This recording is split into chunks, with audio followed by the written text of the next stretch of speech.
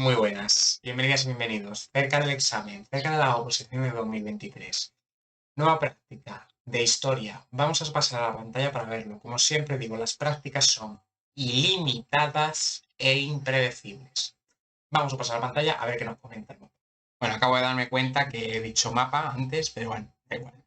Veréis, aquí veis que está hablando de algo específico, de una reunión, y hay un punto que está señalado en el mapa, aquí en la zona roja, que es Bandung, ¿vale? Entonces tendríamos que saber que esto es la conferencia de Bandung, ¿vale? Y además, si os dais cuenta, lo pone abajo, los países participantes a la conferencia de Bandung del 55. Es un mapa histórico-político de África y de Asia, consistente en los países que participan en la conferencia de Bandung en Indonesia. El contexto es muy sencillo. Se ha producido la descolonización entre el año 45 y 80, una descolonización larguísima, y se reúnen los principales líderes de las nuevas naciones descolonizadas, ¿vale? Destacamos a Nasser, a Nehru y al Sultán, ¿vale? Se desarrolla una consistencia pacífica de la Guerra Fría, es decir, lo que se quiere es que ahora que la línea de Khrushchev ha llegado, que Khrushchev era menos duro que su antecesor, Joseph Stalin, lo que se quiere, digamos, es separar a los nuevos estados, que si os dais cuenta están señalados por los países organizadores, en rojo, de esta política de Guerra Fría.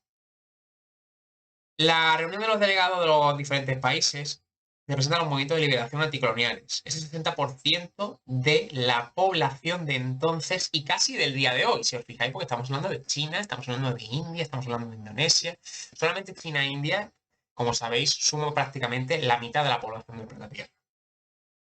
Así que es prácticamente la de entonces y la de hoy. Estas cifras de 60% de la humanidad representaba el 15% de la riqueza mundial. Estos países luego pasarán a conocerse como el tercer mundo. Vosotros, como yo, sois de una generación que recordaréis que no existía ese término de desarrollo, era el conocido tercer mundo. Y luego había una serie de países que estaban en el segundo mundo, que era como un vías de desarrollo. Bueno, el proceso que había comenzado de descolonización viene al final de la Segunda Guerra Mundial.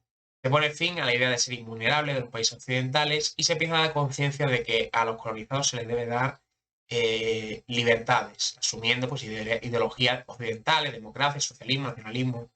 Y estas élites postcoloniales comienzan a desarrollar una postura de solidaridad y ayuda mutua entre los pueblos colonizados. El panafricanismo, por ejemplo, panarabismo o panafricanismo, que tiene también como lugar, bueno, como sabéis, algunos países han tenido que adoptar el idioma de sus colonizadores y no tienen idioma, cultura propia más allá de un X punto. En el 55 se está en plena descolonización. Es la mayoría de independencias de Asia.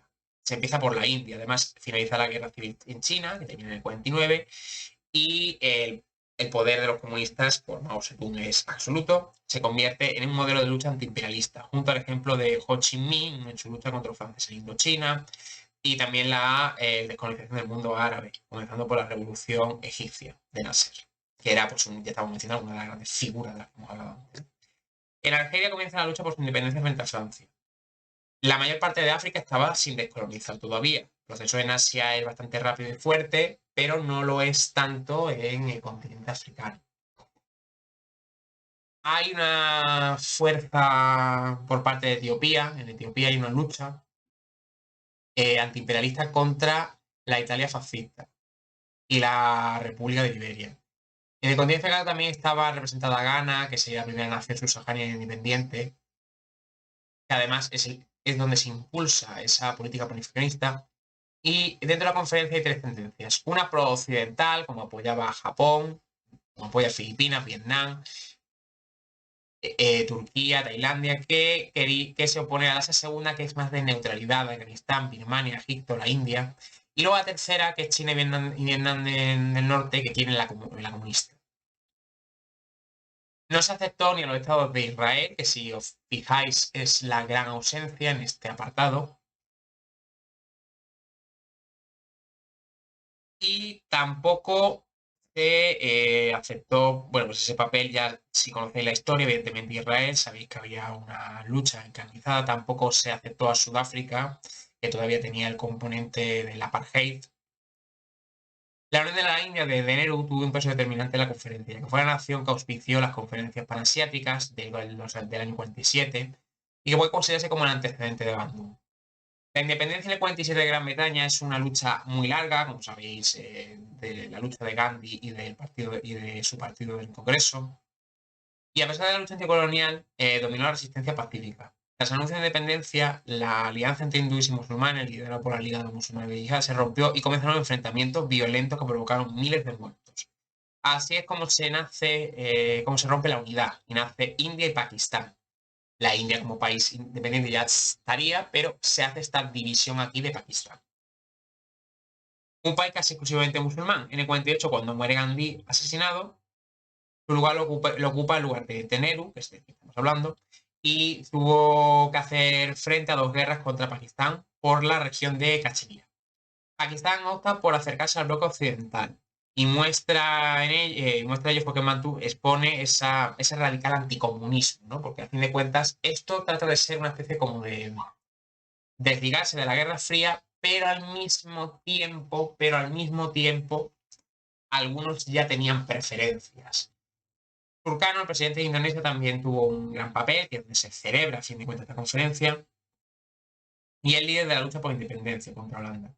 Una potencia colonial, principalmente marítima, que estaba siendo apoyada por Gran Bretaña, y frente a ellos Sukarno cuenta con el apoyo de la India. En el 54 se suprimen todos los partidos y se impulsa un régimen semidemocrático. En el 66, ante el crecimiento del Partido Comunista Indonesio, permitió una sangrienta represión por parte de un general que años después lo desplazó del poder. Así que no consiguió demasiado en términos generales.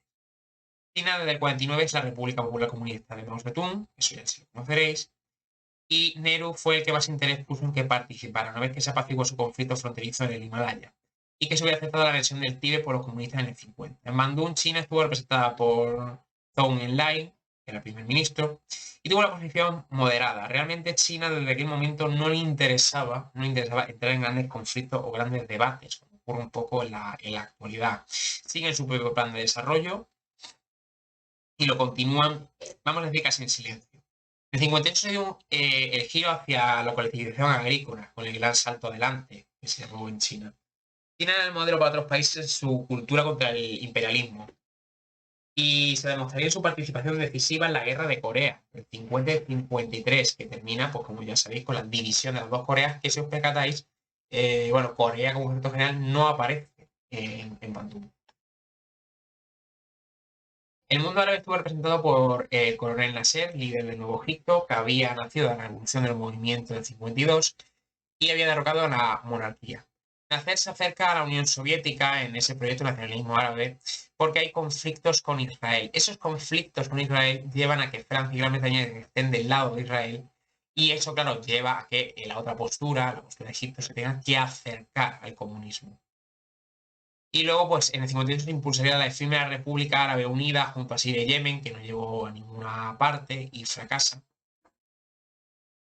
Y el ejemplo de Egipto influiría en la lucha por la independencia de otros países cercanos. Fue Argelia, desde el 54 con guerra abierta de Ben Bella contra Francia. Y el conflicto no se resolvió hasta el año 62. Esto fue evidentemente por una desestabilización que estuvo a punto de llevar a una guerra civil y se elegiría al general de Gaulle como presidente, que sería quien cortaría de raíz el problema, finalmente, de querer, digamos, quitarse de en medio a la colonia, cosa que fue muy habitual también en Portugal, también lo fue en España. Los participantes de la conferencia redactan una declaración final de 10 puntos en un documento trascendental que recogía el respeto de los derechos humanos, el derecho a autodeterminación, igualdad, renuncia al empleo de la fuerza, y eran los principios de la Carta de las Naciones Unidas del 45, con una Declaración Universal de Derechos del 48, y es un claro manifiesto anticolonial que impulsa la nueva descolonización de África, la África negra, que todavía era la que estaba prácticamente inmersa, que nos asume este año 72, 17 años después de esta conferencia. Es entonces cuando se declara que el colonialismo es una amenaza para la paz y la seguridad de las naciones. La conferencia de Bandung forma a los países no alineados. Es una organización que recogía la compleja realidad de naciones y estados que no quieren estar en los bloques de la Guerra Fría y han sido descolonizados por un país que pertenece a ellos. A la líder de la Bandung se une en su momento Yugoslavia de Tito.